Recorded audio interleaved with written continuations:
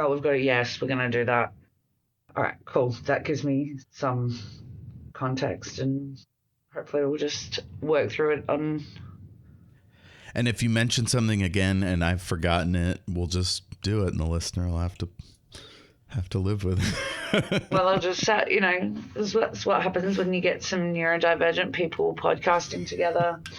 There's bound to be repeats. I constantly repeat myself.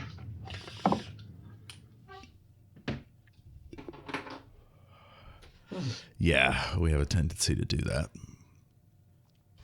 Well, I forget who I've told what. I feel like it's a trade-off because neurotypicals say the same dumb sort of jokes like hot enough for you today and shit like that. So, if we tell the same story, At least our stories are interesting. They can be for sure. Unless they're on a topic you don't care about. Like Doctor Who or AFL. Dungeons and Dragons. I mean, these are all things I love.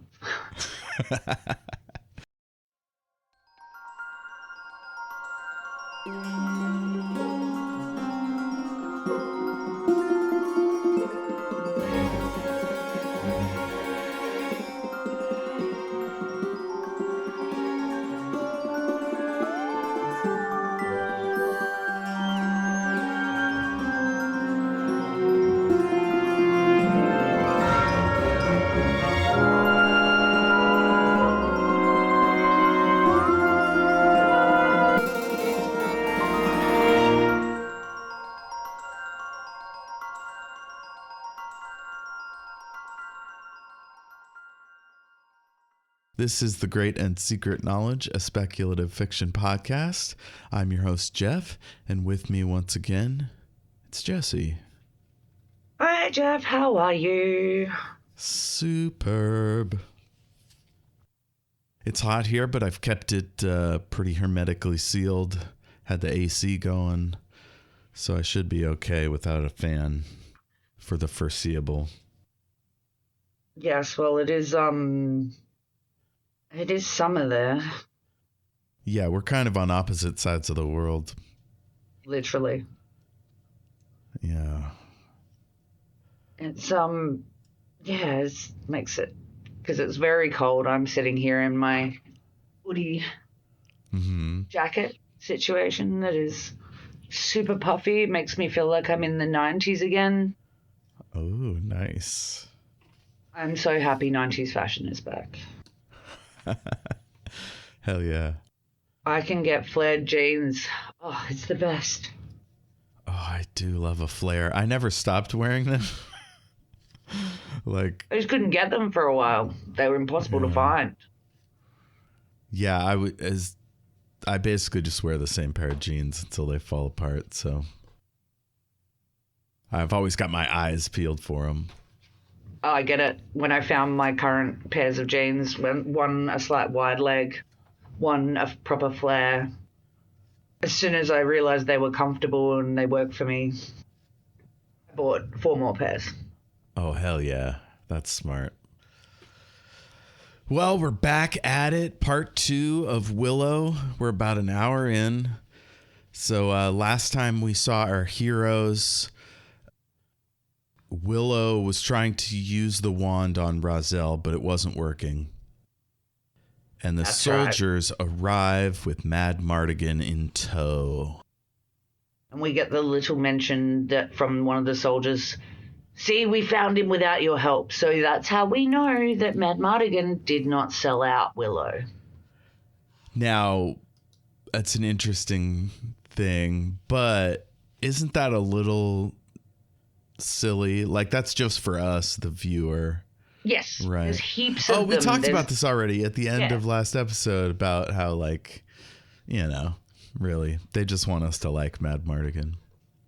Yeah, absolutely. You get it right from the start. There's, even when he says to Allura, "Look after him." Yeah. I knew he was a traitor. The brownies. I love the brownies. Oh, the bad guys stuffed Razel into a sack. Poor little possum. Sorsha says, lose your skirt. Oh, I love Val Kilmer in a dress wielding a mace while driving the horse-drawn cart. It's hot. It's just hot. Yeah, that guy was real handsome. Mm-hmm. Absolutely. Oh, my. So Willow and Mad Mardigan are gripped up by the baddies, and the army train leads our prisoners along. The brownies are annoyed that they'll have to, try to catch up. With their tiny legs. Yes. Sorsha and Mad Mardigan have a banter. What are you staring at? Your leg. I'd like to break it. You may find that difficult, slave, while I'm up here and you're down there. I hate that woman. We also here see another sign that Mad Mardigan is a good dude, because he helped carry Willow when they're dragging him along behind the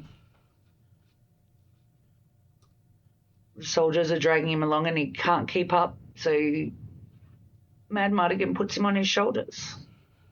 That's really sweet. I find it hard to believe, though, that an army train would walk their horses at such a slow pace just to accommodate a little person. I feel like they'd just throw him in a cage. It makes more sense, but we need, I guess, for the appearance of... Oh, it gives Willow us is another the hero. moment to see that Mad Mardigan is a good guy. Exactly. There's Love so many that. of these that I drew a little symbol in my notes every time it happens. So the Kale and the crew meet up. He looks at the baby. We got those great baby curls, probably a wig. Razel wants to be restored immediately. And Mad Mardigan's like, why don't you help me get out of here instead of chattering with that muskrat? And she bites Willow for some blood for his potion.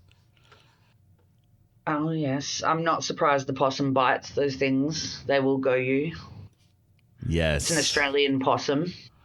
It's got to be crawling with disease, right? Yeah, one time we were staying in a cabin, and we got swarmed by them. It was like a group of housing kind of individual cabins, and they're obviously used to being fed by humans, and so we were swarmed by about 10 of them coming from different directions, all just trying to creep up on us. And you learn to be afraid of the animals and be wary, well, not afraid, but wary down here, because anything will attack you. Even koalas. Koalas are the most evil. I've been away camping and a koala has come and attacked 3 dogs, our dogs. Amazing.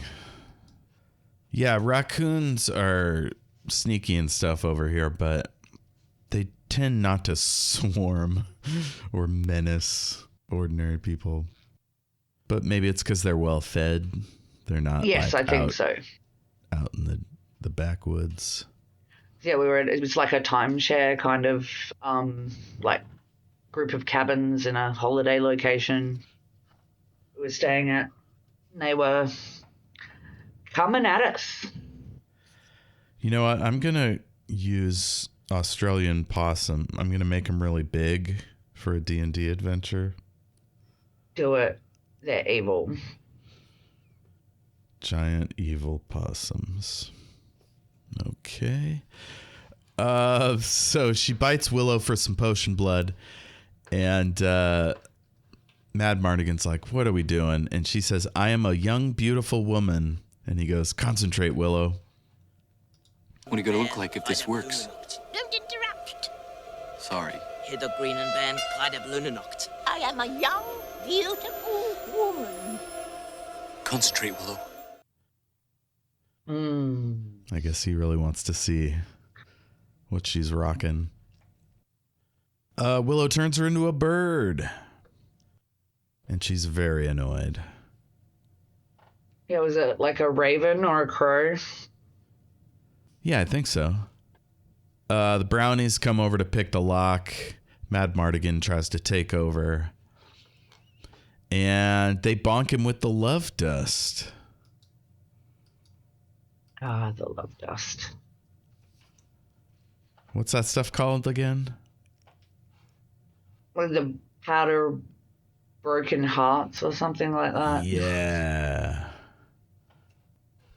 So Willow leads him out of that tent, and Mad Mardigan seems like he's on ecstasy. He's rolling. I wrote that. I may have mentioned this. I think I did mention it last week, actually, where I included some sort of similar potion in my Starfinder tabletop game. That's fun. Did some poor NPC fall in love with one of your PCs? Well, we needed information out of him, so I basically invented ecstasy within the context of the game. Nice. Yeah, the DM was very impressed with my ingenuity. Love it. Like, he let me have it for so many turns. It was the best. So Mad Mardigan goes into Sorsha's tent to grab the baby, and he sees Sorsha, and she is just looking incredible. I mean, she's beautiful. The red hair is gleaming. He keeps almost kissing her, but Willow yells at him to stop, or a kind of loud whisper. And then he goes and starts to get the baby, but then he turns back and he gets all poetic.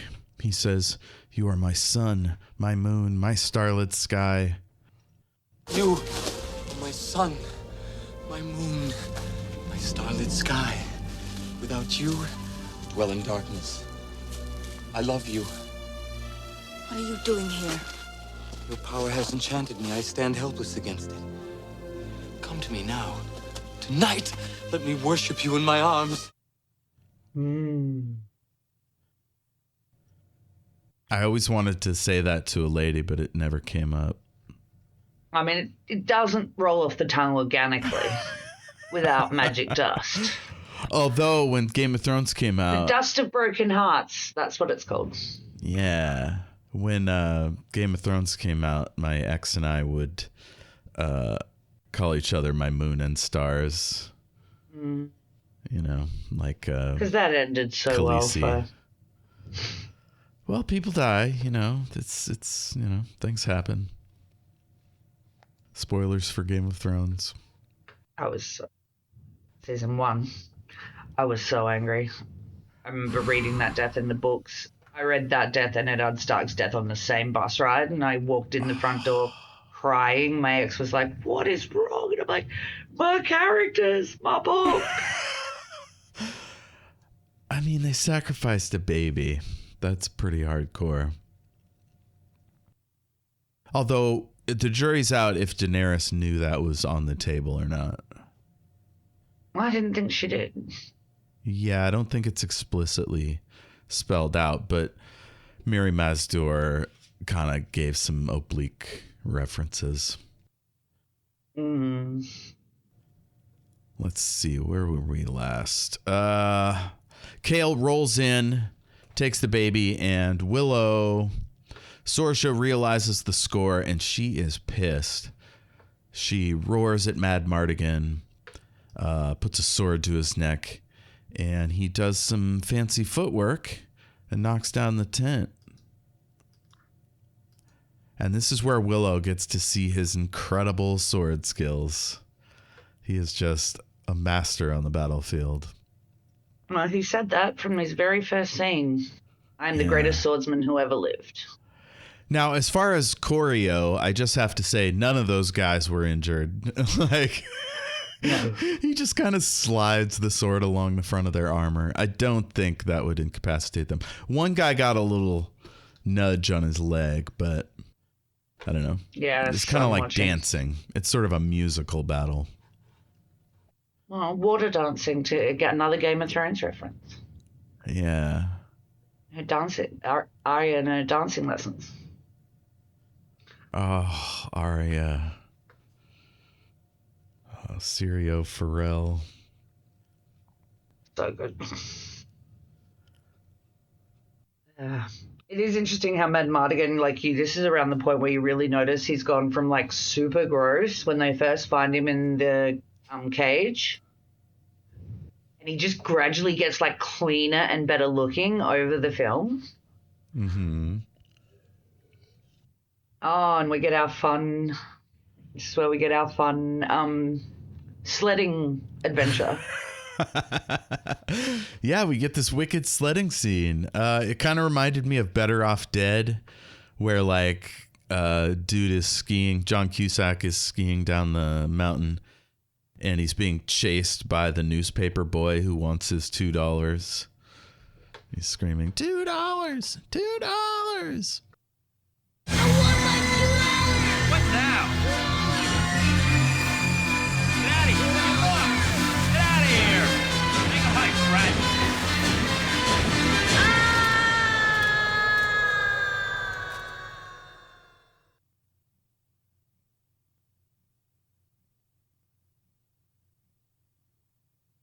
Now, funny that you mentioned John Cusack. Did you know that John Cusack was originally in line to play Mad Mardigan? No. What a different film this would be. Do you think he would have got ripped, or would he have been like, I'm not doing that?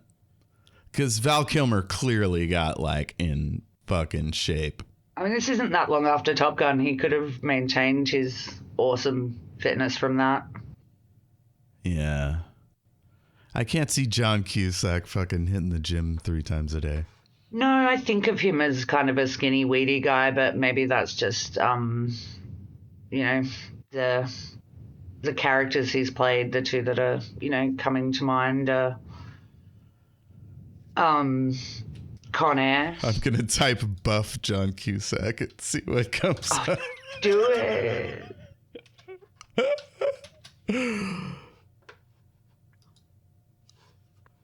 It's all AI generated. Oh, AI is ruining the fun for all of us. There's no actual buff John Cusack. No. I love it. He's keeping it real for those of us who don't work out. Vast majority. I mean, he probably does a little bit just to maintain. I don't know. Things are probably tougher there in Hollywood. So they go through a ice crevasse. Mad Mardigan takes a tumble. And Willow slides into a little village, into a town, or into a house. And Mad Mardigan comes rolling down the hill in a big snowball. Oh, it's terrible. It just looks so fake. It looks like a Zucker Brothers thing. It's hilarious. Knocks somebody down, slams into the outside. Oh, shit. And then he's fine. A little bit disoriented, but fine. He would be so dizzy. He would be puking. I mean, he's holding his head there for a second. Yeah, Willow's like, you started spouting poetry. I love you, Sorsha. I worship you, Sorsha. You almost got us killed! I hate her, don't I? He doesn't remember anything. The villagers are scared. Hide the children. So the crew hides out with some other folks underground. And then Eric turns up. Is he underground with them? Yes, he's underground with them. That's how they join up with them. We didn't talk about him last week, but Gavin O'Harley was in your favorite, Twin Peaks. Oh, wow. Was he Mike? I don't know. I haven't seen Billy, Twin Peaks. Or, Jimmy. One of those guys' is best friend. Twin Peaks. Gavin. Gavan O'Herlihy. Gavin O'Herlihy. He played Preston King in Twin Peaks. Oh, he was the evil Mountie, Canadian federal police guy who was dirty. That's great. Awesome. Yeah, he's a hero in this one, not a scuzzy drug dealer. A scuzzy soldier. Yeah. Sorsha arrives. She's looking all surly. Rozelle tries to mask the sound of Alora's crying. We see that Mad Mardigan is super in love with Sorsha. Sorsha finds a trapdoor, comes down, and Mad Mardigan grabs her and holds her hostage. At what point does Sorsha start coming over to the side of Willow and Mad Mardigan? I think when she put the sword to his neck and didn't just kill him. True. Oh, and they mentioned Tiras Lane, which is where Sorsha is from. That's where Bavenwater took her from. They're really scraping at getting that stupid castle battle for that to have relevance. Yeah, that was... Yeah. He says he's not a thief. Eric has a low opinion of him. Somebody says keep the baby quiet. Willow says she needs to be changed. Women are screaming. Eric talks shit. The team sneaks out and gets some horses. Kale's people don't attack because Mad Mardigan has Sorsha, so they're able to leave. Oh, hostage is effective. Yeah, I think she's gone over to his side already because she knows he's not going to cut her throat, right? I don't think he has it in him.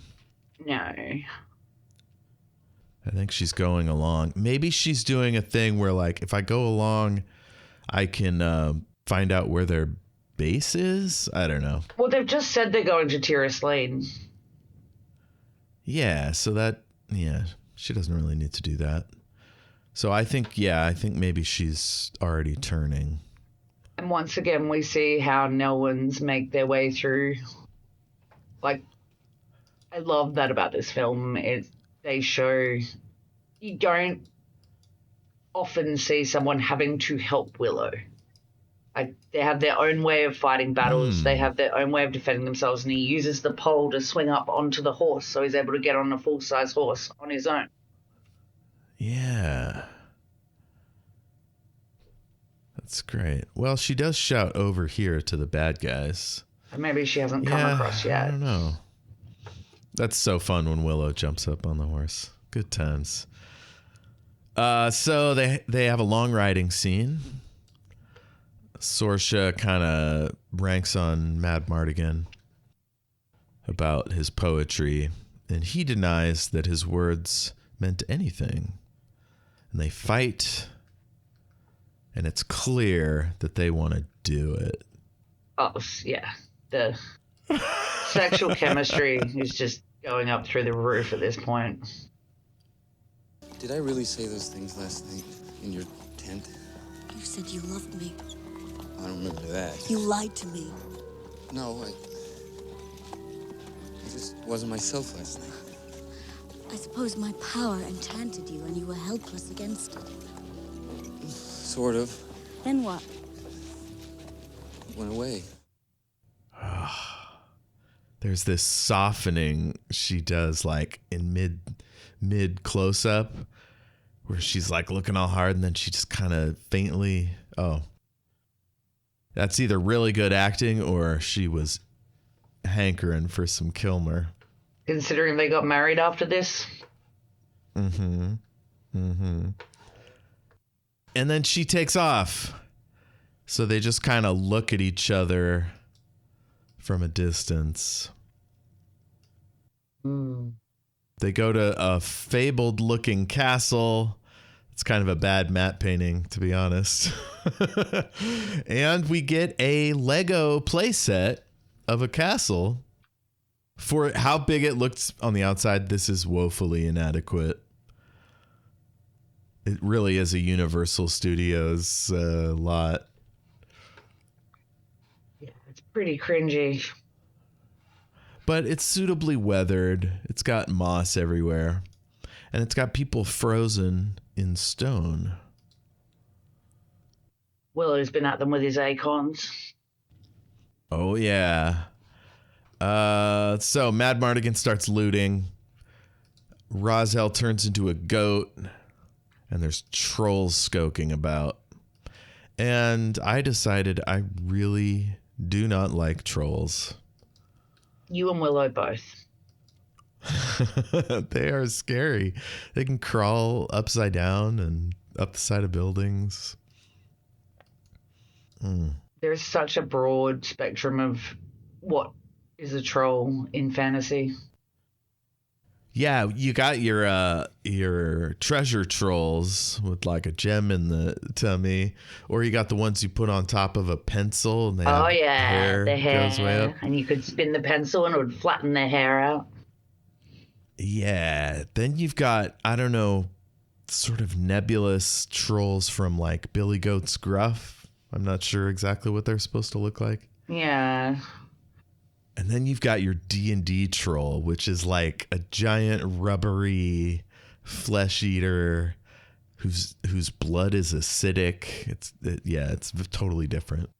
No, that kind of imagery is similar, I think, to the Harry Potter trolls, like the troll in the bathroom or the trolls in The Hobbit. The three they come across, and they capture all the dwarves and yeah, and what's his name keeps him up talking until the sun comes up. Yeah. Whereas these trolls can be out in the sun, they're quite smaller than those trolls and smaller than the like the Harry Potter troll as well. Yeah. Kind of shorter than a human. I said, what's his name? Obviously, it's Dildo Daggins. So yes, of course. So Psycho. So the troll gets fucked up, and then because Willow does some shit to it with his wand. It's like steaming with some yellow steam. It starts getting all creature feature, turns into like almost like a brain with two heads. So Willow kicks it into the drink. Turns out, bad idea. Terrible idea. Although, is it like a gremlin? Like if it hits the water, it gets bigger? It's different, but if he had just left it on the beach, would it have gotten just as big? That's true. Not the beach, the bridge. If he had left it on the bridge, would it have gotten just as big? And then all everything starts referring to the thing that grows out of the troll as a dragon. I hate that. It's not a dragon. We know what dragons look like. I think we've all agreed within a certain scope what dragons look like. They're reptilian. They generally have wings, unless they sort of a mystical river dragon type thing from the associated with Eastern cultures. Oh, yes. Yeah. Like your dragon at your Chinese New Year. The lucky dragon, which closely links to Falcor. Falcor is being a luck dragon, a much more Eastern kind of dragon as opposed to like your Tolkien-y kind of fantasy dragon. This one is a thing dragon, and I don't like it at all. Nope. It crawls out of the moat. All the bad guys run off. And Mad Mardigan's in front of it like, ha, my superior swordplay frightened off all these archers. Well, he's just found all that armor downstairs and got real excited too. Part of his transformation from cage scum to, hero knight prince type. He's got that horsetail helmet, He's got like a bird emblem on his chest. I'm not sure what kind of bird that is. Maybe an eagle. I assume it's probably an eagle. And this bit, like the trolls, all of it, this is where, up until this point, I would say the CGI/special effects have been bearable from a 2025 perspective. This is where it just got all that goes out the window, and it really ages the film. Yeah, it's pretty. Who's the guy that did the old sword and sorcery ones? Voyages of Sinbad. Roy Harryhausen. His name is Boobo. Do you understand all those clicks and wheezes? Perfectly clear to me. It's like really old school like that. You can kind of see the seams. Like their faces are moving more slowly than all the other characters. Like, so it's kind of obvious. Oh, you can, and the blue screen is just real, like, because obviously pre-green screen tech, where you always got that shiny line. I'd love it if George Lucas went back and gave us an actual two-headed dragon. Right? Just pulled a remaster. Oh, people would have a conniption. It's like when he put all those extra like AT-ATs and stuff into Star Wars, and people got real mad. That's right. So this is where physics get pretty silly. Monster is chomping up guys. There's some business with a catapult. Oh, he catapults himself exactly to land on the troll after banging into the side of the castle. Willow's trying desperately to get inside the tower. Mad Mardigan lands, beats up a troll, and yells at it, kicks it, down it goes. And the one dragon head eats it. So they're cannibals, apparently. Yeah. And then he jumps on the back of the dragon head, and it is the worst CGI. It's awful. It's incredible. Oh, my God. So good. See, this is why you watch classic Who, and I keep it to a safe childhood memory. Oh, you've got like a minimum standard for effects. Well, it takes me out of it. Production-wise. It takes me out of it. It's why I can't watch the original series of Star Trek either, because I was very late coming to Star Trek, and I can watch the 90s stuff. The 90s stuff is okay. I'm all right with that. Nice. But the TOS is just too much. Maybe the first season of Next Gen's not great. And then there's just this, like, turning point around 1990 for... Yeah, they got better stuff, better equipment. That stuff holds up a lot better. Will it in another 20 years? Maybe not. But yeah, who can say?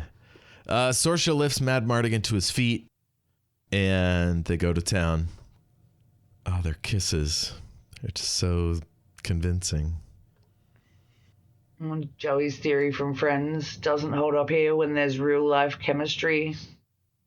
The rule is, when two actors are actually doing it off stage, then all the sexual tension between them is gone.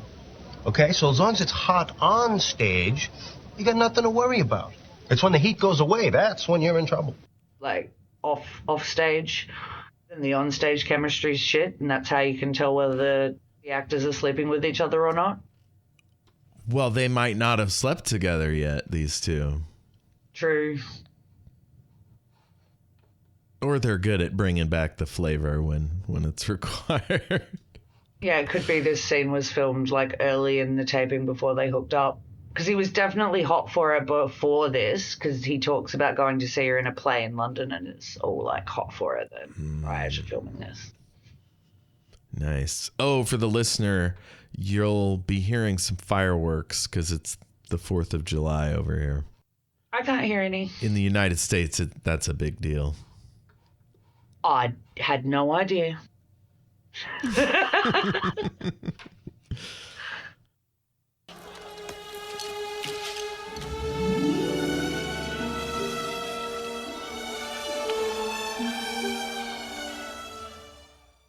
So would you agree that this is like one of the all-time best kisses in cinema? Ooh, I don't know if I'd go that far. I think because I lack emotional, because they lack backstory. And their falling in love feels very manufactured by the love dust. Right. Yeah, I think that was a Because then it lacks consent, right? And that's the... Yeah. It makes me uncomfortable, and I don't find... It takes me out of the performance, I guess. It feels like it's playing into some romance tropes that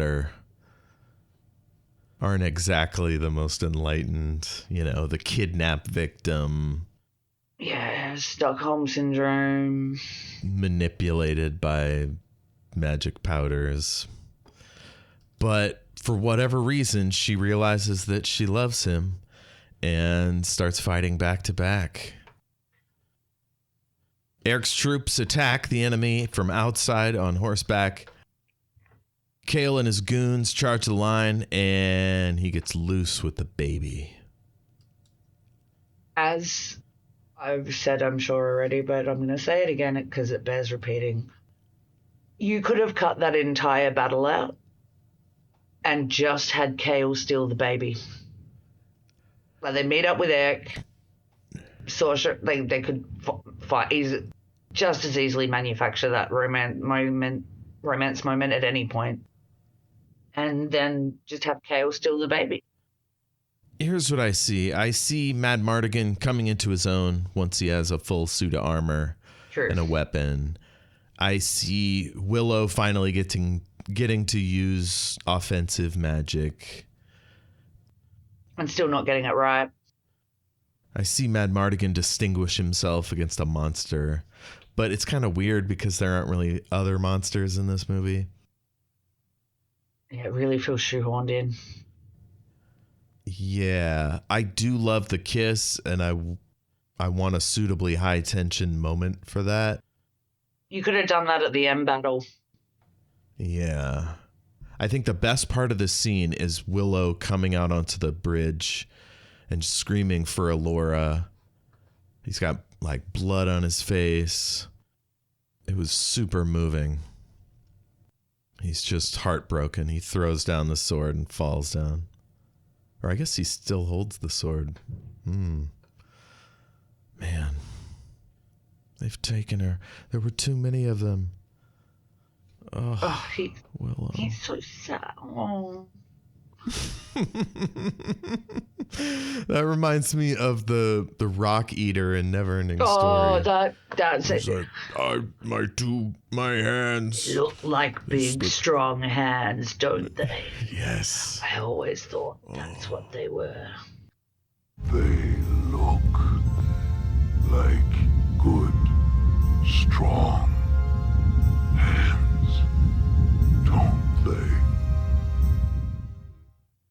Oh, that scene. We have to do the Neverending Story. Yeah, we do. Fun crossover.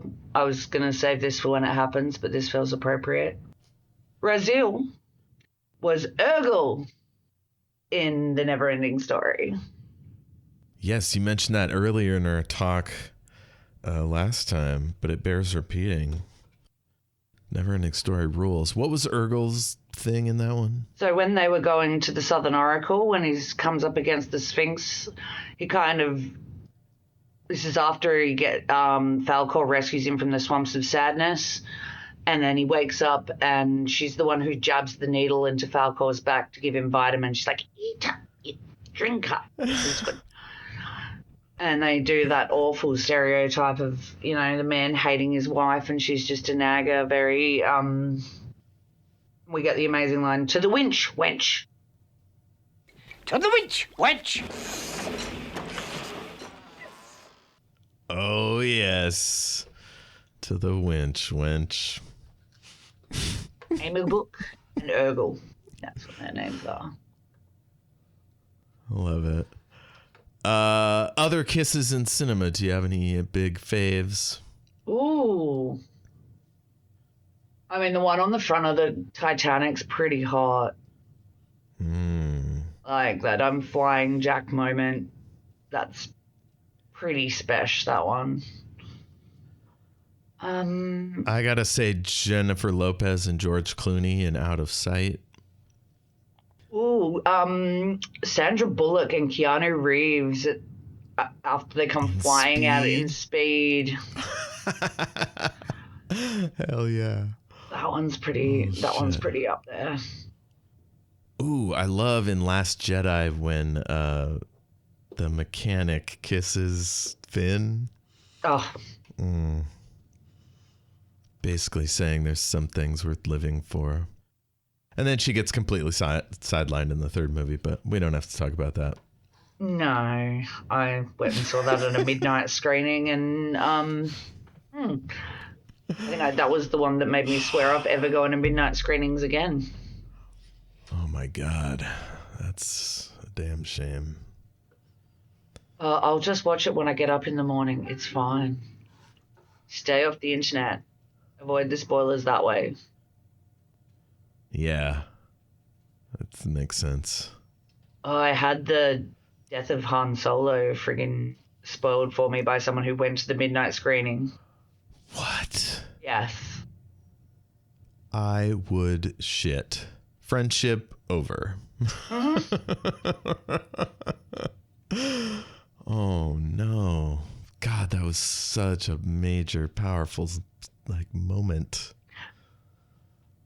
He had to kill his goodness to fulfill his destiny.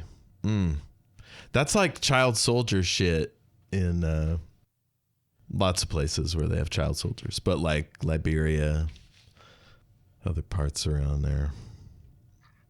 I'm still thinking on the best movie kisses, and it's just not so. I can't. Other than the Titanic one, I'm struggling. Oh, Wesley and Buttercup, one of the all-time greatest kisses.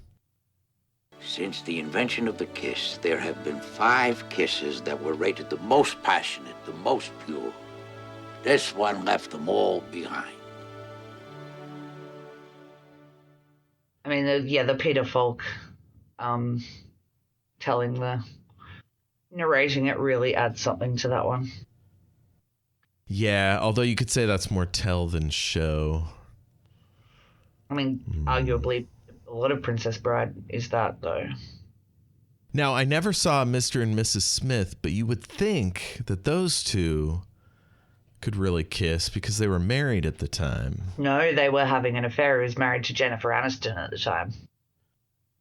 Oh, man, I've had that story wrong all these years. That was when the rumors started, when they were doing that.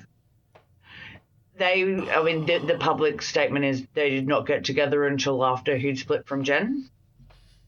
But the rumor is and was that that's when they fell in love on the set of Mr. and Mrs. Smith. So they were not married at the time. Wow. Didn't Han and Leia kiss at one point? That was one of the other examples I would probably cite, because that's actually hot. I think that's part of what George Lucas was trying to recreate with this Saoirse Madmartigan business. Stop that. Stop what?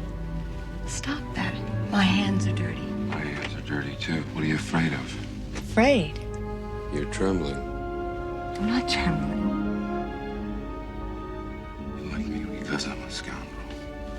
There aren't enough scoundrels in your life. I happen to like nice men. Nice man. Very nice. Sir, I've isolated the reverse power flux coupling. Mm-hmm. Because Madmartigan is the Han of this, and she's the Leia. It's complicated, though, by her being a baby stealing, genocider, essentially. It's more of a hurdle, I think. But the kiss is great.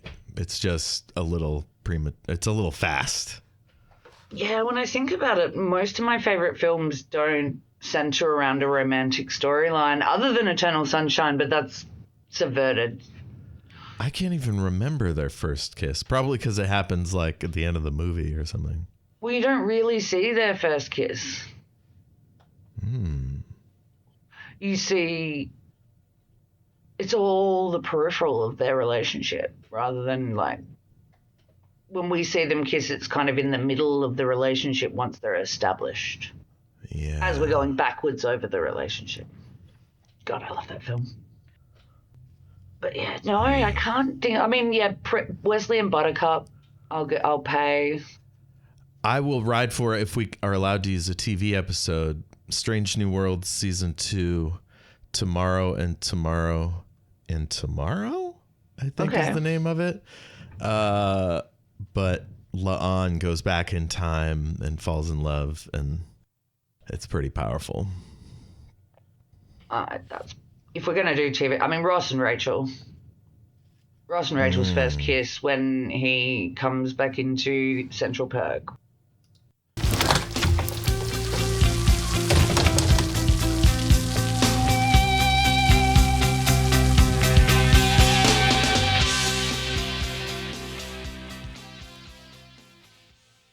That's pretty good. They had to refilm it without an audience because the audience went off so hard that they couldn't use it. The audience went off? Went crazy because it was their first, Ross and Rachel's first kiss. So they had to refilm it. Gotcha. She's all alone in the restaurant and he just plants one on her. She puts her hand on his face. Oh, that's so pretty good. And with the background of what's been built, the will they, won't they of it all. Man, I wonder if I don't know if I ever saw that. I saw them have the baby. Oh, that's 7 seasons later. Oh, this wow. Is season 3. Okay. Pretty sure their first kiss was season 2, season 3, somewhere around there. Okay. My wife loved that show, but I was not that into it. Oh, I was obsessed. Obsessed. I'm sure I mentioned it where I've used to record it on VHS and then watch the same episode multiple times over the week while waiting for the new episode to drop. Much like us with Doctor Who. Oh, yeah. Oh, man. God, I love Doctor Who. I've been going back and listening to our episode on the Interstellar Song Contest this week, and it's just made me go, oh yeah, I really love this show. I was so rattled by the ending of the season that it's needed a bit of a reminder. Been taking a little bit of a break. God. Yeah. Oh, man, it's like a trauma. It's going to sit with us for a long time. Mad Mardigan, instead of giving him a pep talk or whatever, he just says, let's ride. And we cut over to Nakmar, where Kale arrives with the baby. And Mad Mardigan and Sorsha ride up to the gates as they're looming above the Golden Army in their wake. Are those the Galadornians? Yes. The Army of Galadorn. Yeah. After they got absolutely defeated. Yeah, so they're fixing to siege the castle. Nakmar has garbage piles outside. It's a pretty ugly place. Well, she had to kill a lot of people. Do you think there was a town outside the castle at one point? She just fucking Well, usually there raised. is. That's kind of how castles work, right? You need the town and that grows around the castle. You go throughout England, even small towns will have a little mini castle in the middle of them.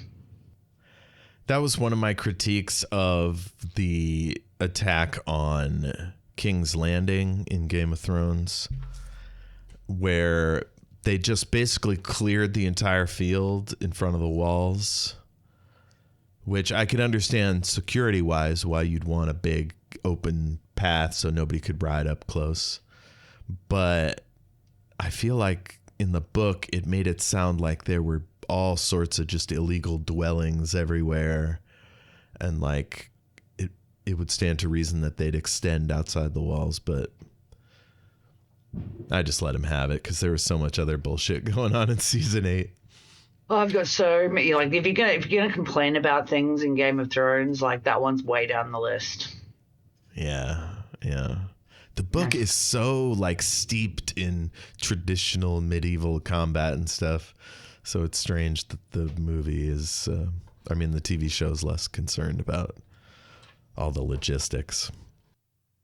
The castle is sealed. They'll assault at first light.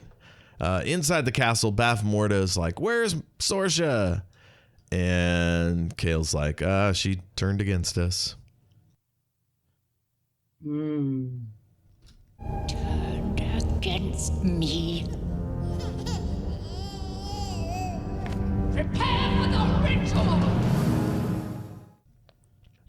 She looks out over the gates and she laughs like just a total mad boss in a video game. And so she good. casts a spell that turns them all into pigs.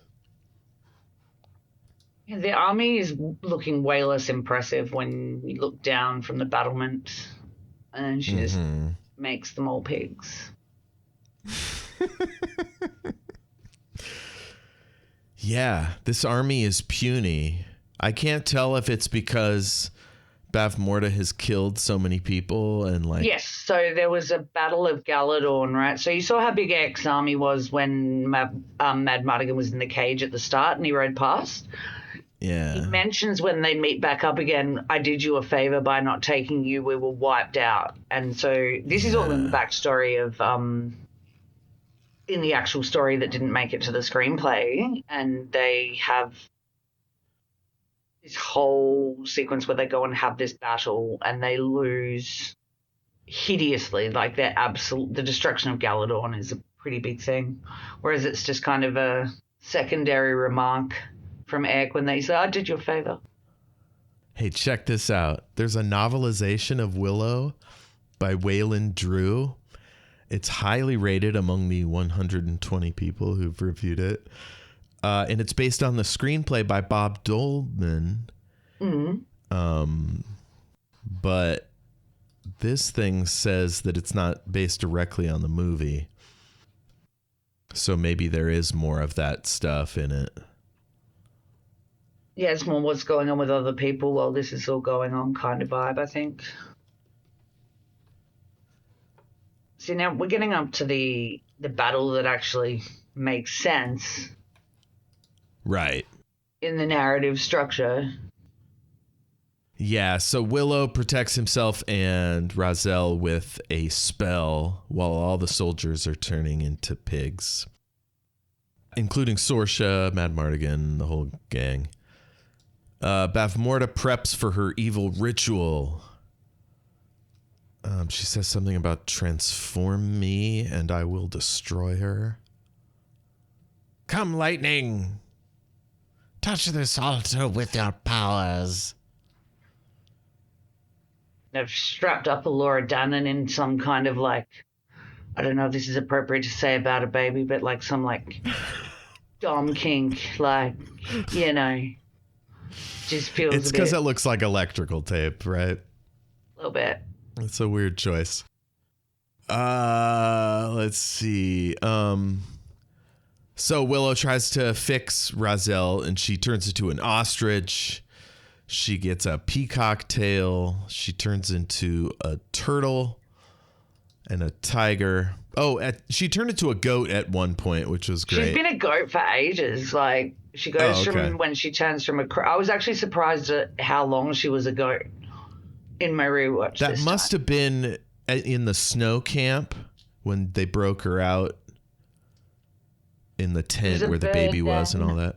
No, I think it was because she was, as they go into Tyrus Lane, she was, for the dumb battle, she was definitely a goat then. Okay. So I think your timing's right. So now she's a turtle. She's a Bengal tiger, like some Siegfried and Roy show. And then she turns into an old lady with wet hair. And Willow's all tuckered out. Magic takes energy. Yeah, she's surprised that she's gotten old. And she says, we must undo Bavmorda's sorcery. And she restores a pig to his normal shape. And they start doing the assembly line to save everyone. Yeah, like at the end of the Interstellar Song Contest. Yeah. Oh, shit. Bavmorda is scaring the baby, cuts a lock of her hair, and the weird ritual begins. Back at camp, they're talking about their plans for the battle. Willow suggests digging under the walls. There's tons of skulls in the castle. So yeah, she just leaves her evil handiwork lying all over the place. I bet she has a spell that like debones people or like skeletonizes them, you know, makes their flesh go away. Just so she can have nice, clean, white bones everywhere. I mean, it's pretty like goth aesthetic. So Raziel studies the castle, and we see that Willow has Kaya's braid. He's going to sacrifice himself to try and get in there. He's like, I can... Oh, yeah, it's gophers, that's it. He uses his farming knowledge to... Oh, and so that's why they make holes and put the tents over them. Yes, yeah, because they're gopher holes. Yeah, okay. Raziel pumps him up, and I'm like, oh, she'd be a good commander. She had real Leia in The Last Jedi kind of leadership style. Yeah, she's a woman who expects to be listened to. Yes, absolutely. She has rock solid authority. And she says, your children will come to remember this day. Well, they would have remembered that if he died that day. So it's not really that encouraging of a statement. They're not going to forget the day their dad died. Yeah, but he died doing the right thing, right? Although the kind of person that would tell the story would be one of the bad guys from this castle, because everyone else is getting slaughtered if he loses, right? Yeah, absolutely. History's, written by the victors. Yeah. So his kids would probably think he was some asshole that rebelled and was, I don't know. No, just abandoned them, I think, because he just would have never come back. I doubt rumor of what, the detail of what happened to one person who didn't win. The reason Willow's the hero is because he wins. Yeah. So I thought that these bad guys must have terrible intel. Like they don't have anybody in the camp. They don't have anybody on the walls watching them as they break down their camp and hide in big pits. They completely missed that all the pigs had turned back into people. And boom, they come riding up. They're on their horses even. They dug enough deep for horses. Oh, yeah. That's like an 8-foot deep hole. Yeah. Because Bavmorda's been doing the spell this whole time, so... I'm going to pretend that Raz helped them dig those holes real fast. Raziel. Yeah. Wizard did it. So Raz, Bavmorda's still doing her spell. The baby's crying. It's wailing away. More fighting. Willow and Sorsha go up to the ritual chamber. And somebody says, it's all right, Willow, you don't have to go. That's probably Raziel, right? And so it reminds me of the end of Labyrinth, where she's like, I gotta go face him alone. Oh, man.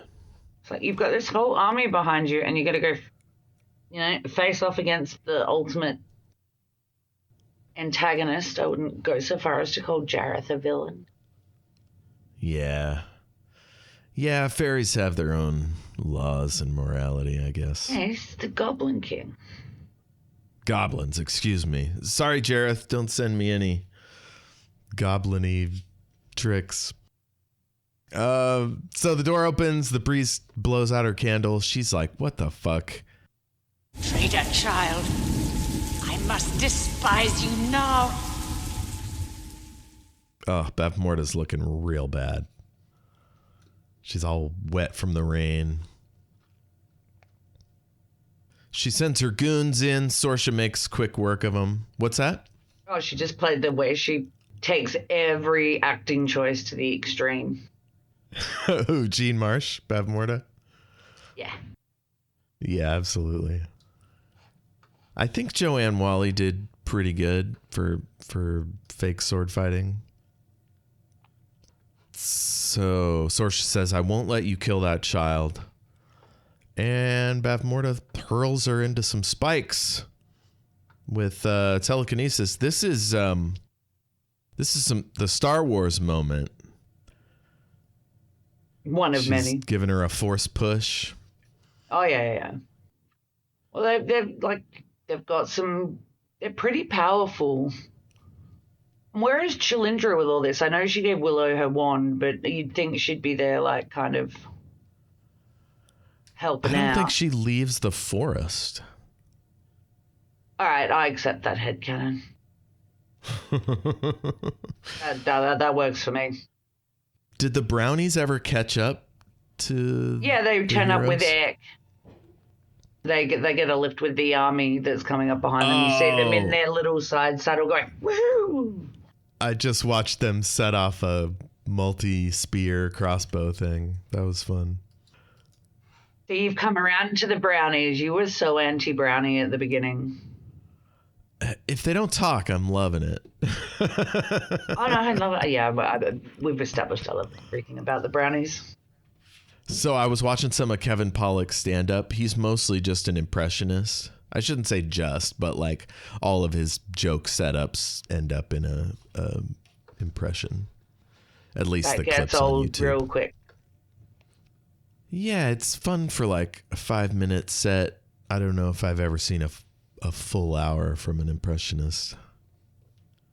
Oh God, I don't. Yeah, I'm also not a big fan of sketch, so Ah, yes. I like stand up, Understandable. like observational and witty. Yeah. I watched the hell out of Saturday Night Live when I was young, but I fell off at a certain point. I suppose I was a big fan of Full Frontal, which was a very Australian sketch show, not live. That would be, I guess, the equivalent, because unless you had pay TV, which most people didn't, Yeah. you wouldn't get Saturday Night Live because that was very, very American. So the most recent sketch shows I've seen are Key and Peele and I Think You Should Leave with Tim Robinson. I think that's his show name. But like I get one or two scenes in and I'm like, I'm done. I want a narrative. Yes, absolutely. So Kale fights Eric. More fighting. Razel gets burned up. Bavmorda freezes. Razel's fucked up. She's crushed by a pillar. But she's okay. Bavmorda goes over to finish the job. And Razel turns the tables. And they just start flying around. Bavmorda's flying around like the Baron in David Lynch's Dune.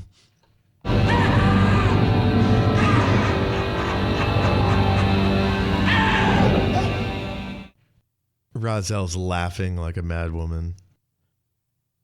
And I had to write in my notes, didn't anyone tell them that there's a baby in this room? Like you're throwing magic around. People are flying all over the place. I don't think you should subject a baby to that kind of danger. Well, the baby's strapped down. But like Bavmorda could have fallen on her or something. Babies are real fragile. Yeah. It's true. She's getting rained on. She doesn't look happy. No, absolutely not. Razel goes over to the body, maybe. She goes to poke it with her stick. Oh, she's trying to pull down Bavmorda's mask. It is so badass to see the big showdown being between two, like, older women. Yeah, hell yeah. Like, the two most powerful beings in the whole film, really. Yeah, they're battling over the wand. It's shooting lightning bolts everywhere. And it's a girl baby as well. Like, this is a very feminist film. Totally. You've got lots of different women who do lots of have nuance. They're not all, none of them are a carbon copy. They've all got their own autonomy. They're also the most powerful, even Laura Dannon in that. Yeah. Whereas the men are kind of more comic relief. So they're not all lightning bolts. One of the magic bolts hits a brazier and it animates like into a creature, and it's chasing Willow around. It's got skulls and bones and shit inside it. She loves the aesthetic. That's how maybe that's the device that de-skins and de-bones the bodies so she can use it for a decoration. I love that headcanon. It just stands it over a person and sucks all their goo out. Yeah. Kale takes out Eric. That's all she wrote. Mad Mardigan watches him die. He puts on his gauntlet sword and he fucks up Kale and takes off. We see a bunch of one-on-one fights all over the place. And Mad Mardigan... This battle is cool and relevant. Yeah. Yeah, good choreography. It's all wet, so there's environmental effects that other fight doesn't have. Willow's hacking the brazier thing with his pole. Very Beauty and the Beast final battle. Oh, he shoves it out the window like he's cleaning.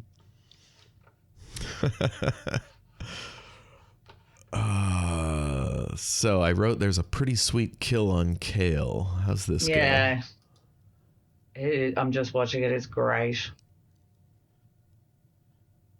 He's choking Mad Mardigan. Mad Mardigan's already put a sword through him. Oh, he bangs the sword in a little deeper, kicks up his own, Kale's own sword, and then yanks him onto it. Yeah, he literally pulls him down onto it. Like, it's awesome. Terrible. It's different from, your usual sword fight. Yeah. Battle death. It's got its own funky choreography to it. Fucking Razel is just straight up punching Bavmorda in the face. Oh, it is. How rarely do you see magical characters lowering themselves to physical violence in that way? This is one of my favorite things about the Dresden Files is Harry Dresden, when his back is really against the wall, that's when he'll pull out his revolver and lick off a few shots, or he'll hit him with the butt of it. There's a lot of pistol whipping and stuff like that. He's got a ring that stores up kinetic energy. So if he punches, he can release some of it, send somebody that's still across the magic room. punching, though. It is, yeah. But he does some straight up when it runs out, he does normal punching too. You just don't so rarely see it. But yeah, I like a wizard that's trained in the gym a little bit. Do you think Razel, when she was a possum, toned the biceps? She's lifting twigs or something. I mean, she's stuck on that island for a real long time, so... Yeah, she's probably just working on her lats and her delts for 20 years or whatever. Clearly has been using Bavmorda's, design inspiration, because her island was covered in bones. She didn't clean up that island at all. Yeah, I know she's a possum, but she could drag those skulls into their own area. But no, she just left them all over the beach. That would have been a good workout. Got her muscly. Yeah. So Bavmorda is choking Razel to death. Willow has Alora. And Bavmorda locks the doors. He can't get out. He's holding Allura. He says, I'm Willow Ufgood. I'm a great sorcerer. And she finds this so adorable. I'm a great sorcerer. Greater than Rizal. Greater than you, even. I'm the greatest sorcerer. He chucks an acorn at her. And it doesn't even hit her. Like, she could have just let it sail by. But she grabs it, turns her hand to stone, and then she magics it back to normal. Well, she's just had her power questioned by this farmer. Yeah. It's like, gotta swing her dick a bit, you know? Like... Is that the extent of your powers, little one? And this is when he goes behind the rock and he does his trick. He stands up and drops the baby, and it's gone. Razel wakes up. She slams Bavmorda with some lightning. Oh no. The lightning comes from the ceiling. I do not understand what took her out. I don't get it. It just is. It's like God it's just God, went, right? No more. It's literally Deus Ex Machina. God shoots down some lightning bolts and takes out Bavmorda. The only thing I can think of is that the ritual was disrupted. Yeah, I agree. That's the stretch you can pull it to, but the ritual's disrupted a long time earlier, like as soon as they came in, right? So yeah, it's only when Willow does the disappearing pig trick. Maybe it's Bavmorda needs to believe that Laura Dannon's been taken and she can't complete the ritual, and that's what takes her out. It's her belief that's giving her power all along, which is what the High Old One tried to teach Willow at the start. Oh, I love that. Okay. She's like, once she discovers that she's been beaten, she loses all composure. Yeah. And that's what's holding her power together. And the gods are like, fuck you, lady.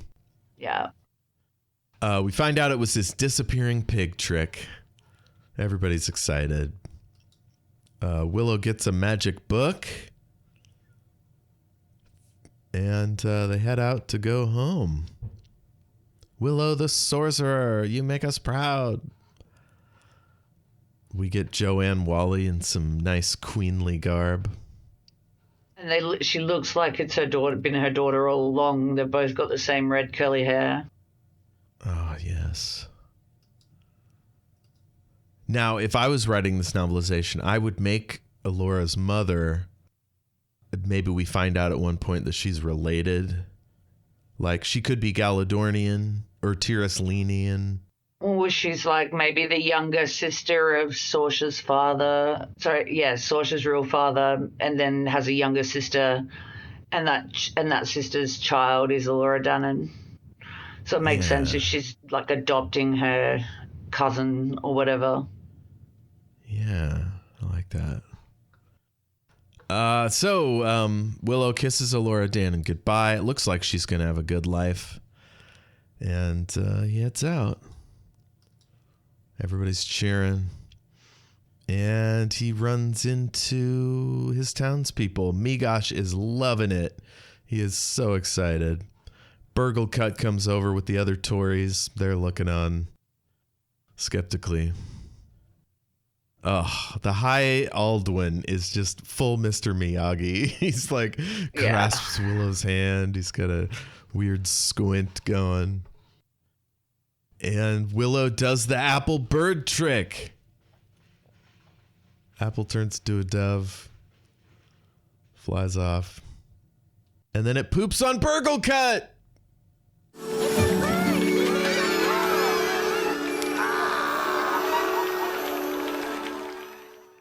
Second time we see something splat on Burglecut's face. Wonderful. And the moment when he sees Kaya, his face just... Oh, that's got to be the show pick. He is just so happy. Oh, beautiful.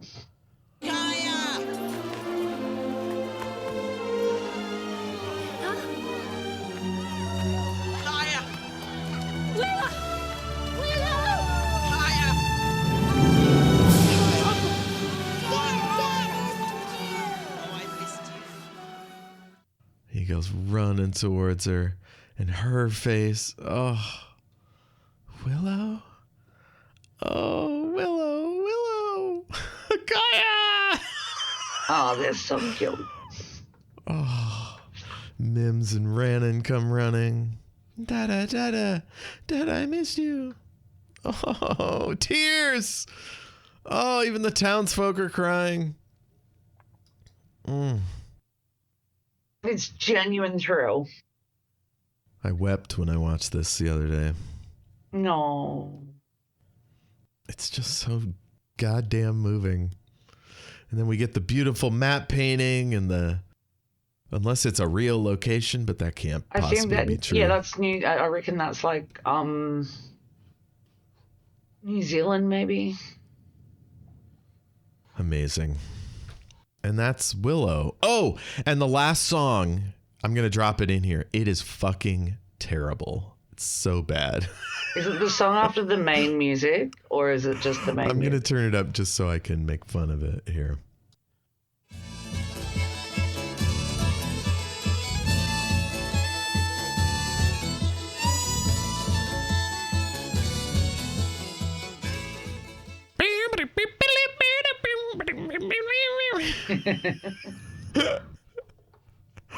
It's got this weird atonal thing. It's like a broken bagpipe in the background. It's rough. I know. And I wrote down we should call it Jizz 2.0 because of the Star Wars connection. Well, it has got that kind of like vibe. I don't know. I don't hate it as much as you. It's fantasy jizz. Yeah, exactly. Some people like that. I know people who just listen to the Lord of the Rings soundtrack. Well, that's different. But the cantina scene from Star Wars, nobody's popping that on for 100% someone is. Right? 100% someone is. Like, go look at how, I bet if it's on Spotify, go look at how often it's been listened to. Let's see. The guy that plays in the band has a silly name. Band guy.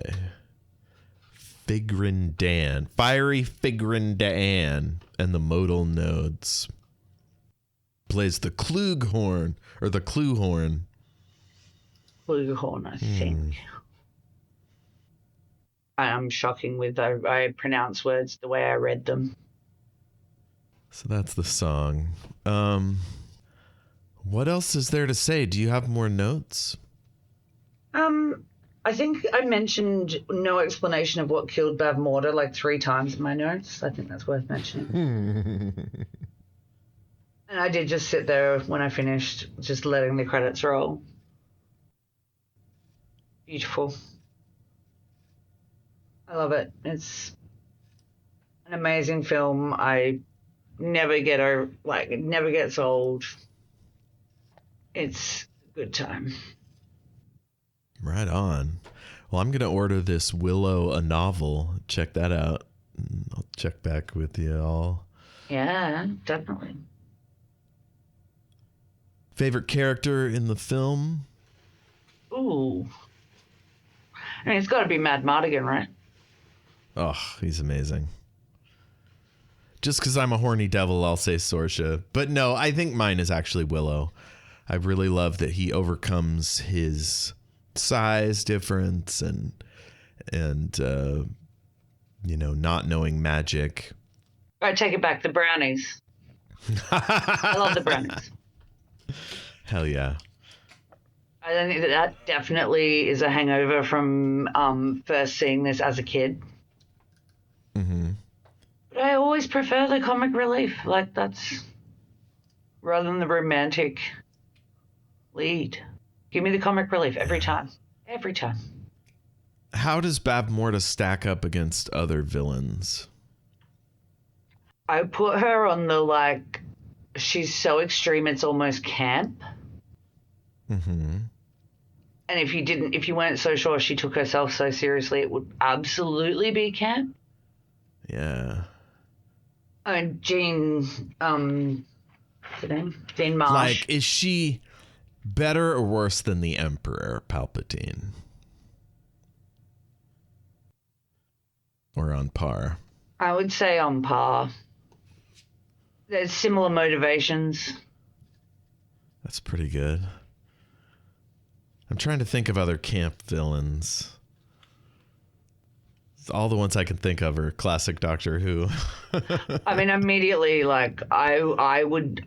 The comparison I've been doing in my head about her and the character, like, is different versions of the Master is the way I would look at. Oh, yes. So she's more in the, like, Sacha Dhawan, I'm going to take every single line and I am going to act the fuck out of it to the point where it is a little bit ridiculous.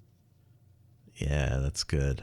Whereas, like, your John Sim Masters, you're more subdued, cunning, pretty sure this person's actually, like, a psychopath, like, dark. That's your Hannibal Lecter type villain, right? Yeah. Yeah, she's definitely bigger than Hannibal Lecter ever gets. Even in the very queer-friendly TV show. Have you seen that? No, I'm very... It's a Showtime series. Like, I've seen Silence of the Lambs, and that's about it in that world.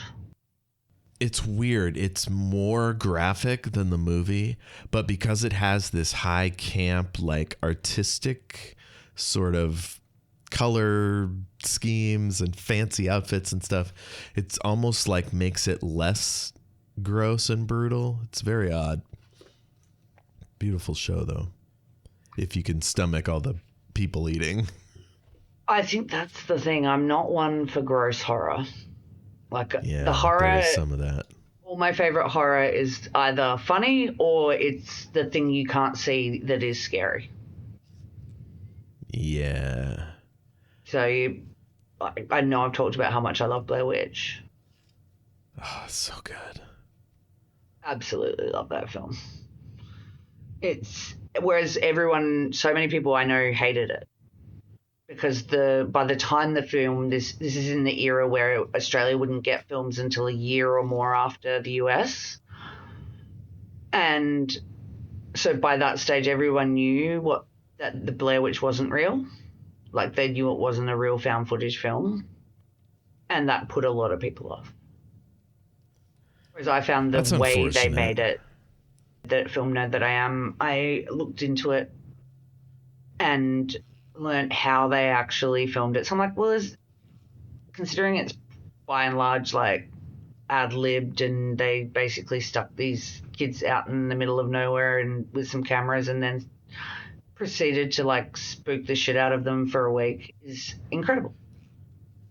Well, and it hangs together as a film. It has a clear narrative.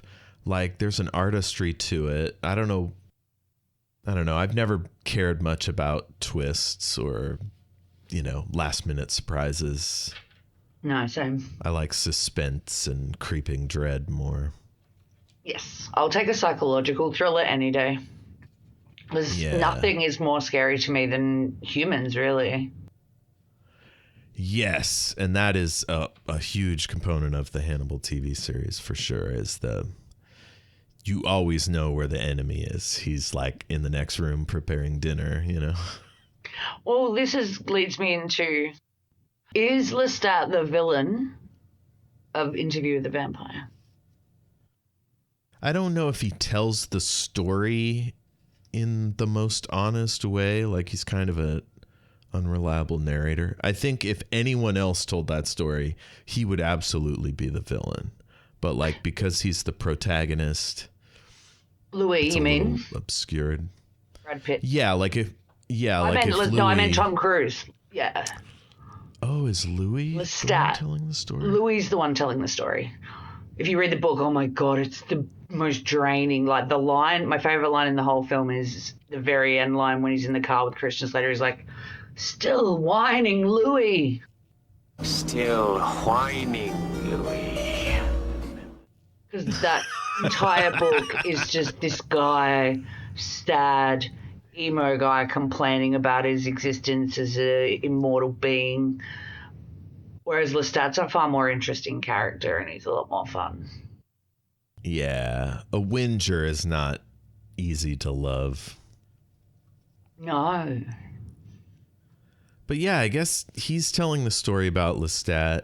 Maybe, I don't know. I feel like I'd hate Lestat if I met him in person. Thus, he's the enemy. Fun to watch, though. Oh, yeah. Hell yeah. That blonde hair floofing around. So if we're using the master analogies, Missy. But Missy's like kind of on the line of on the Doctor's team a bit. She's trying to learn to be good. Yeah. But she's happy to like crash a bunch of planes if need be, like dump Clara down a pit. Yeah, exactly. That's very that fits the Lestat. I know, great. We've had these are some great questions, like great villainous performances. Well, and of course, Jean Marsh was in classic Doctor Who in the episode of the serial Battlefield, in which she played Morgan Le Fay. Yes. Who was from an alternate dimension where their science was like also kind of technology. And she was Mombi. She was a real camp villain. Mombi from Return to Oz. The head lady. Return to Oz, yes. Now, we've been flirting with doing Return to Oz next, but we've also mentioned The Neverending Story, Interview with the Vampire, Blair Witch Project. I mean, I would say... Or we could go to the board. Did you see my other suggestion in text? No. We should do Groundhog Day. Absolutely. I will never not have time for Groundhog Day. I love time travel. I love a time loop. Mm-hmm. I'm absolutely in. Yeah. Absolutely. We did say Return to Oz. I was looking forward to, although The Neverending Story does tempt me because I love that more. Like I've got a VHS version of that taped off television from 1989. Wow. 1990, somewhere around there. Why don't we roll a die? Okay. I'll put two up head to head. Neverending Story v Return to Oz. Return to Oz. Okay, 1, 2, 3 is Neverending Story. Okay, Neverending Story. Now, Neverending Story versus Groundhog Day. It's Groundhog Day. What do you think? Is that good? That work for you? I do want to do it. Like, I guess is do we want to continue with the theme of like 80s fantasy / horror? I like it. I like that way of thinking. Sort of like a DJ. Like we've got a certain flavor going. We're just gonna let it ride, roll into the next. Yeah, that's kind of where my vibe is. Because like, as much as I'm very keen to do Groundhog Day, I don't get the same little like buzz at the thought of watching it that I would with the other two. Well, let's do Neverending Story. All right, Neverending Story it is. We get those big, strong hands. Yeah, I totally blame you for bringing it up. We get to, and we've got more crossover then, because we were gonna, if we cross either way, we're going with an actress who was in Willow, because the Neverending Story has Rezelle and Return to Oz has Bavmorda. Patricia Hayes. That's right. I feel bad for not writing her name down. I just wrote that she was Urgle. Hell yeah. Yeah, Neverending Story. I'm sold on it. Right. Just got to listen to the vibe. I think Patricia Hayes might have passed on. Oh, died in 1998. I mean, she was pretty old in this. She was in A Fish Called Wanda, The Neverending Story. She worked pretty much to her death. Last thing came out in 2006. Casualty.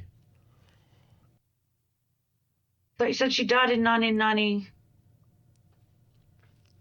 That's a really interesting thing that you're saying there. So Patricia Hayes How did is that? They must have collected some old work and stuck it into a new thing, because Crime and Punishment came out in 2002 and the Children's Christmas Collection came out in 2006. Oh, the Children's Kiss. Yeah, well, that makes sense if she's if like it was a collection of, you know, bits from movies and stuff. That would make sense. Yeah. Well, she's great. Oh, Willow! Oh, Willow, you're losing me! That's my lasting sound drop from this movie. Yeah, I didn't think we could do something that was more formative for me than Eternal Sunshine, but I feel like Neverending Story might actually pip it at the post for like something that has influenced who I am to my core. Neverending Story. There's I think mine, if we're talking about like youthful Jeff, I think Return of the Jedi, Princess Bride. Yeah, that's up there. What else did I like when I was young? Spaceballs, the movie. I did not see Spaceballs until I was in my late 20s. Oh, interesting. I had very limited. Mel Brooks wasn't a staple in my home. Have you seen Blazing Saddles? No. Young Frankenstein? No. Oh, Young Frankenstein is amazing. Seen The Producers? I have it on Blu-ray. The Producers is good. Springtime for Hitler. That I did enjoy. That's one of the exceptions. The Will Ferrell rule. I hate Will Ferrell. Oh my God, he gives me the blood rage. Was he in The Producers? Yeah, I'm pretty sure he was, wasn't he? Maybe in a theater version? Or did Maybe they I'm put out a thinking of that. remake? The could be wrong. Producers, Will Ferrell. Because The Producers is from way back in the day. Oh yeah, they redid The Producers in 2005. That was the No movie, right? shit. Well, the original movie was from back in the day. Yeah. Oh, I had no idea that existed. The only movie version I was thinking, this is the version I was thinking of, was the one with like Nathan Lane, Matthew Broderick, and Will Ferrell. So in 1967, Zero Mostel played Nathan Lane's part, and Gene Wilder played Will Ferrell's part, I believe. Oh, I'd rather Pretty sure. Gene Wilder. Oh, we got to do Wonka. It's fucking at some great. point. You got to watch it. Oh, yeah. Willy Wonka, forget about it. Yeah, we don't talk about any subsequent versions. I'm not okay with. And this is as a fan of the books, and I understand they're more accurate to the books. But the whole backstory with I don't care about Wonka's backstory. I just care about the adventures he goes on with Charlie. Like, why has no one done the Great Glass Elevator? There's all this great content in the Great Glass Elevator. It's so weird. And instead they're like going back and inventing imaginary backstories about Wonka having abandonment issues. I just like the idea he's this mysterious guy that is all right with children dying. Here's the thing, though. The Disney's Alice in Wonderland is so exceptional that I think they had a long road to hoe to like replace it. But my ex-girlfriend loved it, so no accounting for taste. I just think Johnny Depp went a little bit mental at a certain point, and I ceased to see him as a good actor. Yeah, I don't like his choices. But his old stuff, like What's Eating Gilbert Grape, is... That's a good one. He's incredible, and DiCaprio in that as well. Like, this is always the thing I would trot out to argue with people who were like, Leonardo DiCaprio is a bad actor. This is circa Titanic when the exposure was huge. Mm-hmm. And I'm like, go watch What's Eating Gilbert Grape. Go watch The Basketball Diaries. The guy has always had talent and has he's proven got it. the goods.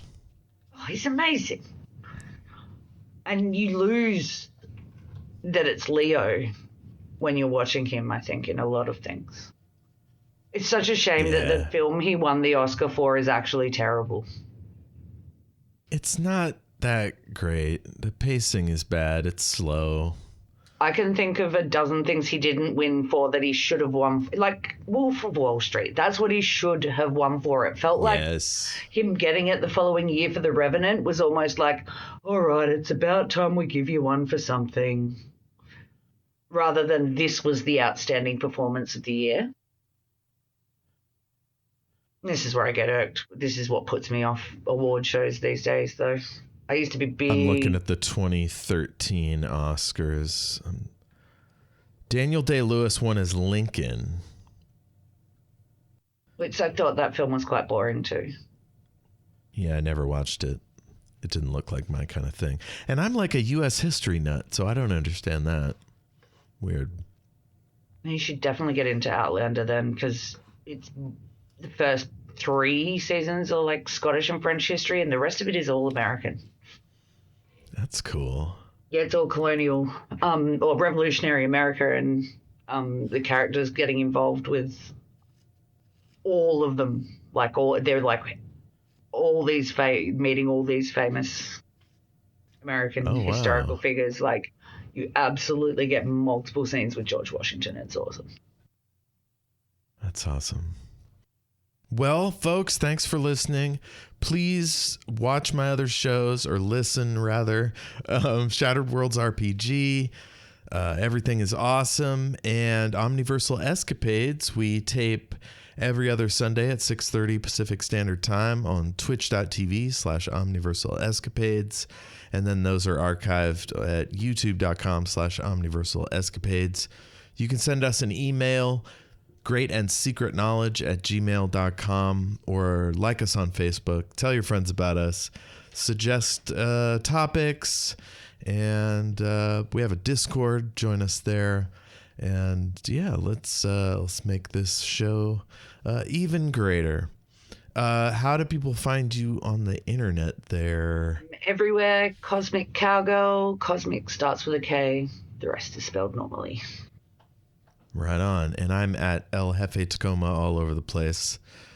Well, that was lovely. It was a good break from the crumbling of our nation over here at the moment.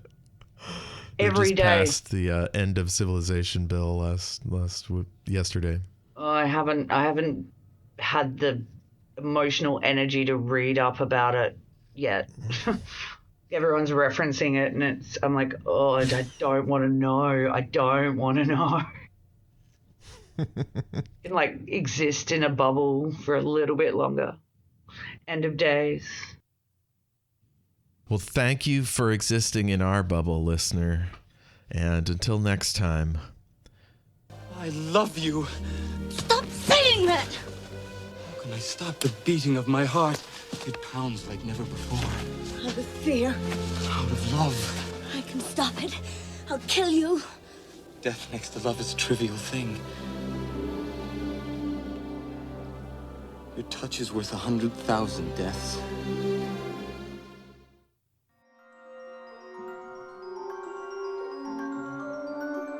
A huge thanks to James Lark of jameslark.co.uk for providing our wonderful theme song. Thank you, James.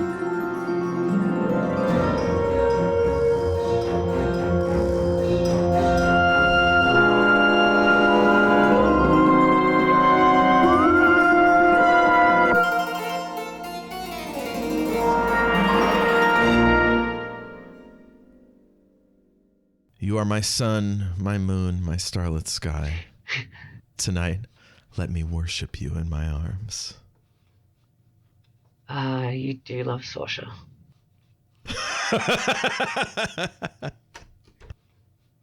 I love you, Sasha. I worship you, Sasha. Now this is the point. Where do I try and vent? Talk to myself?